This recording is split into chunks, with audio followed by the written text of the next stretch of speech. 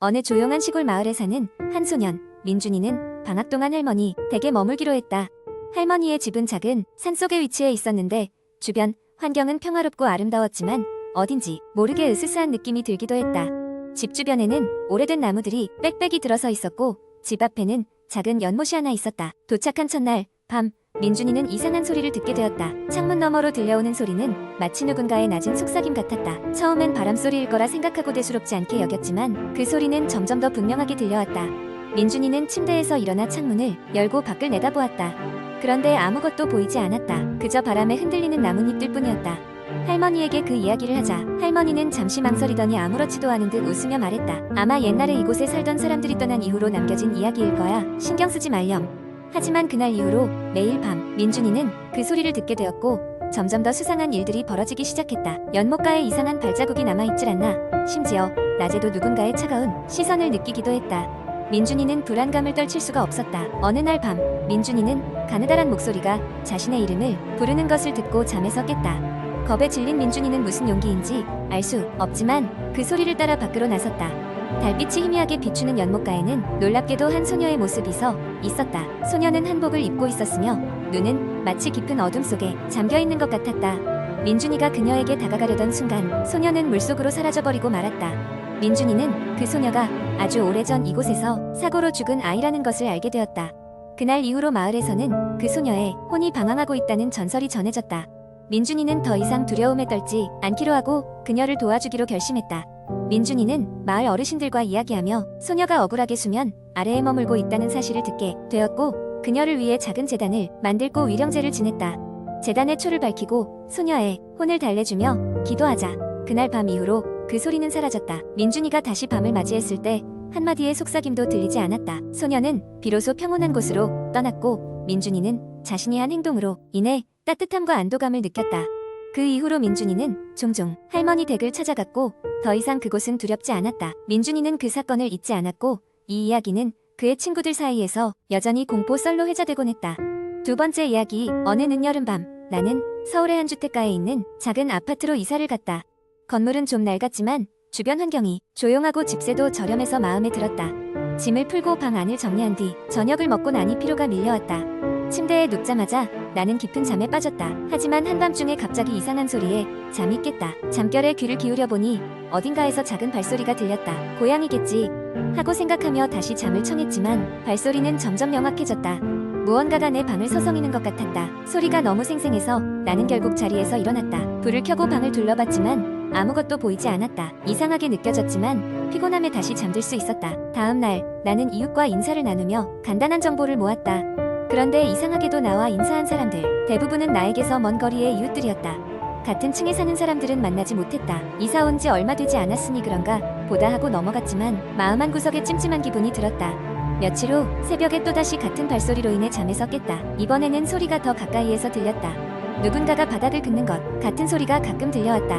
나는 두려움에 휩싸여 이불을 꽉 잡고 소리에 집중했다.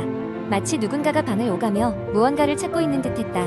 그렇게 밤이 지나가고 아침이 왔다. 그날 나는 아파트 관리소에 가서 혹시나 하는 마음에 조심스럽게 물어보았다. 혹시 이 아파트에서 이상한 일이 있었냐고.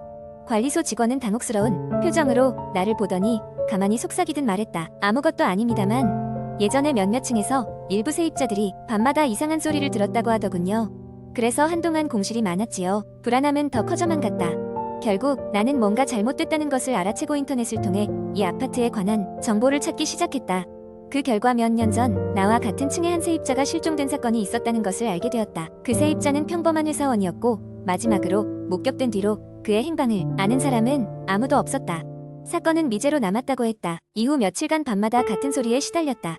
나는 점점 지쳐갔고 이대로는 더 이상 버틸 수 없다는 생각이 들었다. 그러던 어느 날 나는 용기를 내어 한밤중에 방에 설치된 작은 CCTV와 녹음기를 작동시켰다.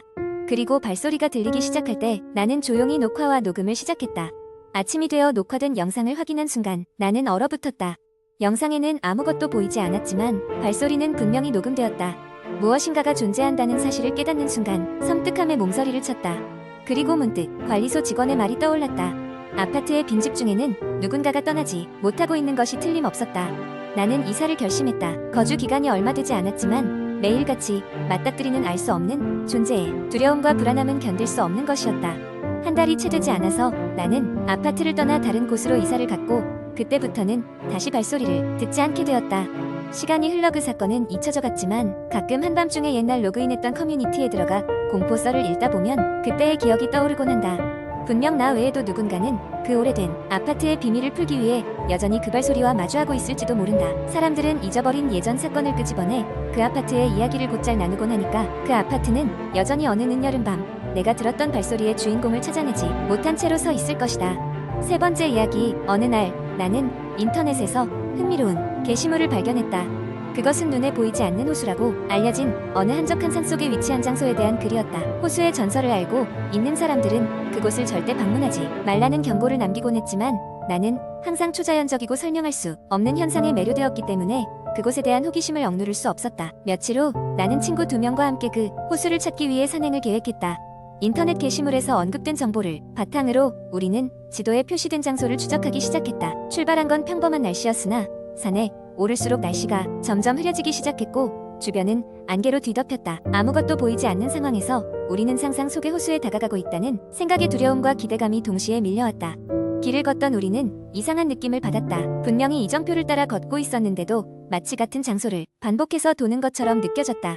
주변의 나무들은 하나같이 비슷했고 귀청이 멍멍할 정도로 이상한 정적만이 우리를 감쌀 뿐이었다. 우리의 마음속에는 드디어 그 불가사의한 호수에 가까워졌다는 생각이 자리 잡았다. 계속 걷던 우리는 마침내 호수에 도착했다.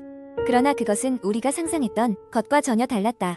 호수는 얼음처럼 차가운 고요함으로 둘러싸여 있었고 물은 너무 맑아서 바닥이 훤히 들여다 보였다. 하지만 그 물 속에는 이상하게 사람의 형체 같은 그림자가 떠 있었다. 처음에는 단순한 착시 현상이라고 생각했지만 그림자가 조금씩 움직이기 시작할 때는 그저 무시할 수만은 없었다. 나와 친구들은 호숫가에서 뭔가 이상한 기운을 느꼈다. 시간이 흐를수록 호수 주변의 공기는 무겁고 끈적끈적한 느낌으로 변했다. 게다가 어느새인지 모르게 하루가 저물어 어둑어둑해지면서 우리는 이곳에 오래 머물러서는 안 되겠다는 직감을 받았다. 그런데 돌아설 준비를 하던 순간 우리 중 한 친구가 갑자기 호수로 걸어 들어가기 시작했다. 우리는 급히 그를 붙잡으려 했지만 마치 무언가에 홀린 듯 그는 되레 우리를 떨쳐냈다. 항상 유쾌하고 쾌활했던 그였지만 그 순간 그의 표정은 공허하고 눈은 초점이 없었다. 우리가 필사적으로 그를 말리려 해도 그는 마치 투명한 장막에 가로막힌 듯 우리 말을 전혀 듣지 않았다. 결국 그는 호수의 물에 발을 디디기 시작했고 우리는 더 이상 그를 붙잡을 수 없었다. 차디찬 물이 그의 발목을 덮쳤고 순간 그림자가 격렬히 흔들리며 그를 반겼다. 어느 순간 친구의 몸이 그림자와 융합되듯 사라지기 시작했고 결국 그는 호수 속으로 완전히 스며들어 버렸다. 놀라움과 두려움에 휩싸여 나는 달은 친구와 함께 필사적으로 도망쳤다. 정신없이 달리다 보니 어느새 산 입구에 도착했고 그제서야 우리가 무사히 탈출한 것을 깨달았다. 그러나 사라진 친구에 대한 죄책감과 두려움은 여전히 우리의 마음을 짓눌렀다. 그 이후로 우리는 절대 호수에 대해 입 밖에도 내지 않았다. 하지만 인터넷에는 새로운 목격담들이 차례로 올라왔고 그 호수에 대해서는 또 다른 경고문이 더해졌다.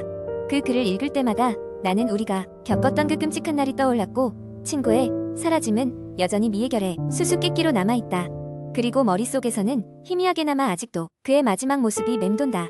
네 번째 이야기. 한국 인터넷 커뮤니티에서는 다양한 공포 이야기가 자주 회자됩니다. 그중 하나의 이야기를 길게 풀어보겠습니다. 어느 조용하고 작은 시골 마을이 있었다. 이 마을은 산과 강으로 둘러싸여 있어 평화롭고 아름답지만 몇몇 사람들은 이곳에 대해 섬뜩한 이야기를 전하곤 했다. 마을 한쪽에는 오래된 학교가 하나 있었는데 이 학교는 수십 년 전부터 사용되지 않은 채 그대로 남아 있었다. 학교를 중심으로 주변에는 잡초가 무성했고 마을 사람들은 그곳을 귀신 학교라 부르며 가까이 가지 않으려 했다. 한 여름밤 대학생들이 이 마을을 찾았다. 그들은 소문으로만 듣던 귀신 학교를 탐험하러 온 것이었다. 총 5명의 친구들은 2대의 차를 타고 밤늦게야 마을에 도착했다. 마을 외곽에 차를 주차하고 손전등을 켜들며 학교로 향했다. 학교는 거대한 철문으로 막혀 있었지만 이미 오래되어 쉽게 열렸다. 문을 열자마자 삐걱이는 소리와 함께 안개가 자욱하게 깔린 학교 운동장이 눈에 들어왔다. 그들은 그 순간 약간의 두려움을 느꼈지만 오히려 모험심이 더 크게 발동하여 안으로 들어갔다. 교실 하나하나를 소리내어 열고 들어가며 사진을 찍고 영상을 촬영했다. 버려진 책상과 의자 그리고 벽에 휙휙 그려진 낙서들이 음산한 분위기를 더했다. 그러던 중 한 친구가 2층에선 발자국 소리가 들려 라고 외쳤다. 모두가 그 친구를 따라 2층으로 올라갔고 점점 더 발걸음 소리가 뚜렷해졌다. 하지만 2층 복도에는 아무도 없었다. 그들은 서로를 쳐다보며 웃었지만 그 안에는 분명 두려움이 있었을 것이다. 그때 한 친구가 화장실 쪽에서 이상한 빛이 새어나오는 것을 보았다. 문을 열어보니 고운 향내와 함께 빛이 퍼져나왔다. 그런데 이상한 점은 아무도 없다는 것이었다. 이들은 이쯤에서 멈출 생각이었지만 그 순간 학교 방송실에서 갑자기 음악이 흘러나오기 시작했다. 오래된 교가 같은 멜로디가 학교 전체에 울려 퍼졌다. 그 소리에 놀란 그들은 급히 방송실로 달려갔다. 방문을 열고 보니 낡은 카세트 테이프가 돌아가고 있었다. 하지만 아무도 이곳에 들어오지 않았는데 대체 언제부터 이렇게 된 것일까? 그 순간 한 친구가 억지로 방송실 문을 닫았다. 이상한 기운이 느껴졌다며 빨리 이곳을 떠나자고 했다. 친구들이 뒤를 돌아보자 복도 끝에서 흰 옷을 입은 여인이 서 있는 것이 보였다. 그들은 즉시 밖으로 뛰어나와 차가 있는 곳으로 달려갔다. 차에 도착해서는 황급히 출발했지만 숨이 찬 친구들은 그제야 서로를 보며 놀란 마음을 진정시켰다. 다음 날 현지 식당에서 밤의 경험을 이야기했더니 마을 아주머니가 말했다. 그 여름날엔 귀신 학교에서 건드리지 말았어야 할 것을 건드린 것 같구나. 그 여인은 학교에 억울하게 죽은 학생이라고 해. 조심하는 게 좋을 게야. 친구들은 서로서로를 쳐다보며 한동안 학교 근처는 가지 않기로 굳게 다짐했다. 그 후로도 이 귀신 학교에 얽힌 이야기는 계속 이어졌고 다음 탐험가들이 같은 학교에 다시 도전하려고 해도 같은 일이 반복되었다. 마치 그 여름밤의 이야기들이 학교에 여전히 메아리치는 것처럼 말이다.